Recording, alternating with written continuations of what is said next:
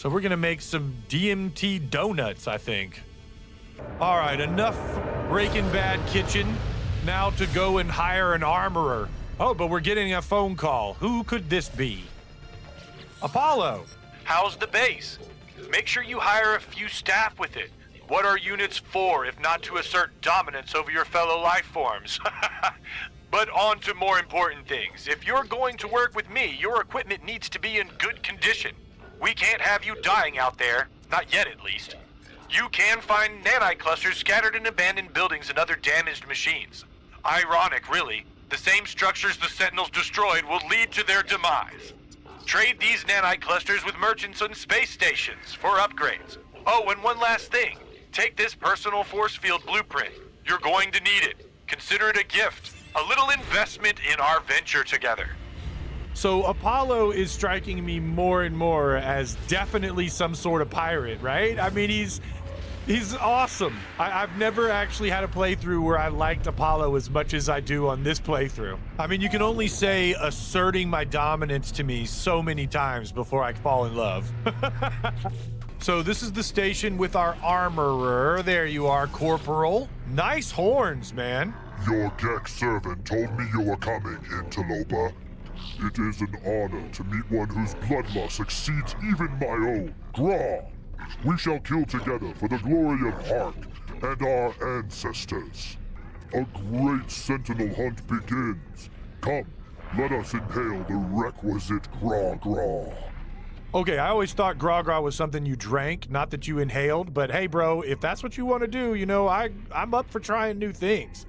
Graw, I will rejoice in the blood harvest.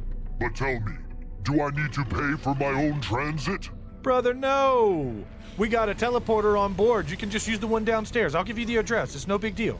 All right, while our armorer moves himself into our freighter and gets comfortable, something caught my eye over here on our scanner map when we got to the system.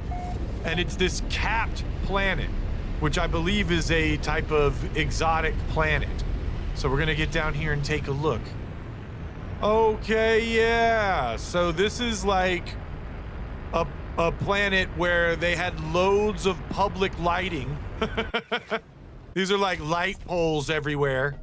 They're like electronic things, but it's like a paradise planet as well. So I like to think of it as, you know, this was one big sprawling city. Something goes wrong, and we're left with, what is this? Some kind of floaty energy people. So the people who lived here, they ascended. They became these floaty creatures, and they don't need any of their technology anymore. They've left their corporeal forms, and they give us hexaberries. I wonder what a hexaberry turns into. Let's read this guy's story.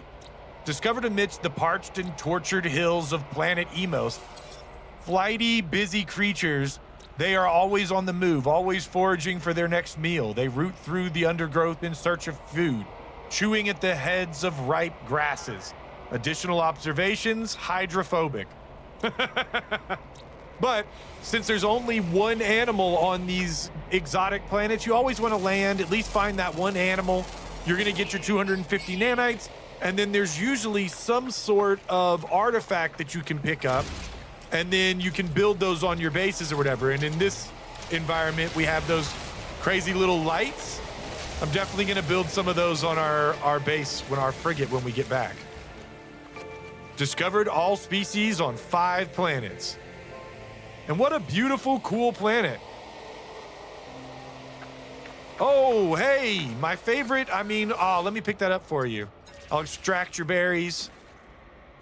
I can't adopt you. I need more space in my pet index. All right, so we've got a mission to take a photograph on a frozen world. So I just thought I'd drop in on this one. Look at those awesome rings. And do I see... I think if I can make it far enough. I think there's a building right on the other side of this hill that I saw on my way down. And then we will have a nice little spot to take a picture. Yeah, cool. Really, any photograph on this world will do, but we want to take a really good selfie. Let's see if I can get one lined up.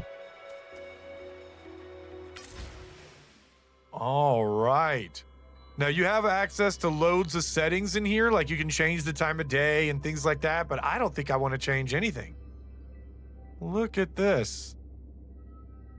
My little guy just staring at nothing now. Listen to the background music as well. No Man's Sky, you nail it every time. This might be the thumbnail for the episode. If it is, you know. Got to do a few scans while we're down here. This is a mature, non-gendered, slow grazer that eats algae and produces eggs. They're also made of stardust. So what does a stardust egg taste like? We got to find out, right? Creature eggs. All right, so we'll see if we can make up an omelet later. Now, certainly you're too young to produce eggs. You look like an infant. But you can. I'll take them. Thank you, friend. Unfortunately, I can't adopt you right now, but I can give you a little ride. That's not very useful, but it's fun. And I wanted to get this little guy. Your parent did not appreciate that I was riding on your back. Okay. It was running over here to skewer me with its big old rhinoceros, double rhinoceros horns. Okay, last thing before I go, let's see what's in the old abandoned building. Is something gonna smack me in the face? Is there a tentacle? I see you over there. All right, so we got our slime for our pocket. Nice pulsating terminal.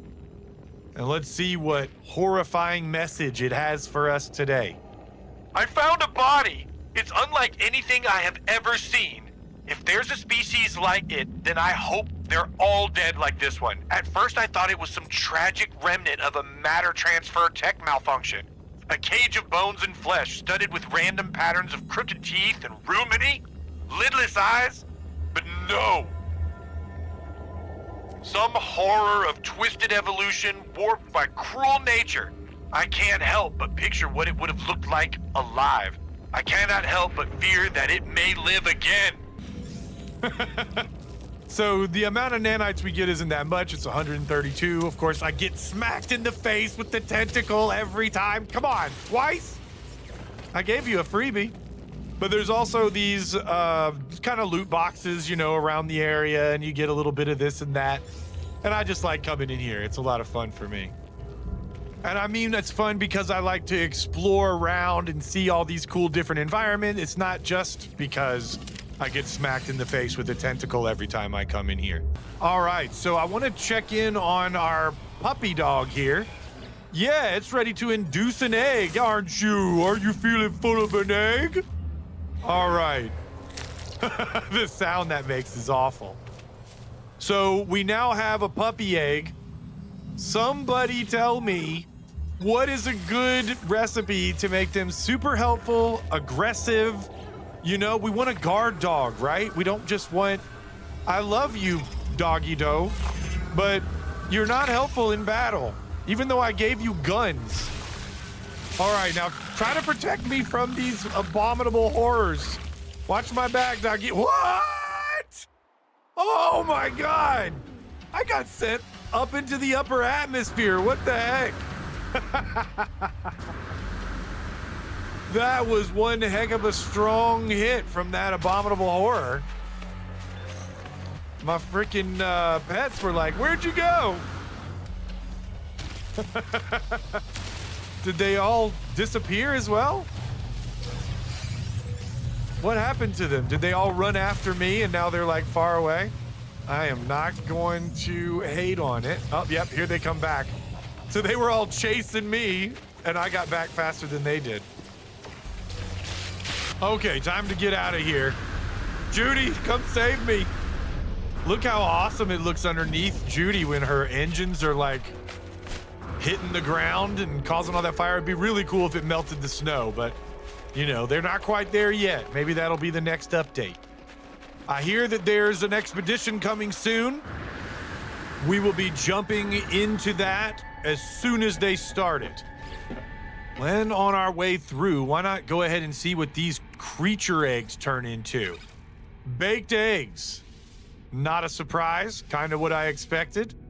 I wonder if we can make cheese and have like cheesy eggs, or, you know, like make some hash browns and put it in there. Some loaded omelet action.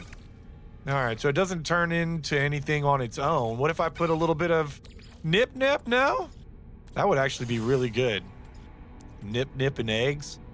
I bet you just couldn't stop eating them.